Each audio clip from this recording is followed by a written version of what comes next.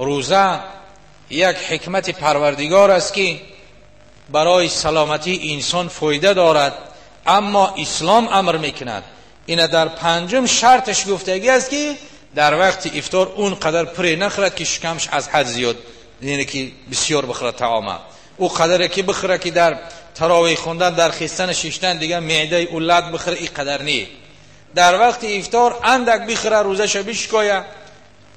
که رسول اکرم صلی الله علیه وسلم به یک خرما یا به 3 خرما گاه وقت روزه مبارک میشکایدن پیش از نماز شام، روزش بشکاید، بعد شام اندک تناول کند، تراویح به حضور دل سبک بخواند، بعداً بخورد، اختیار دارد. اما یک باره حریصانه به مثل این یک چیز از فعل حیوان است که وقتی که به بالای طعام خودش میبره سراسیمه خوردن میگیرد،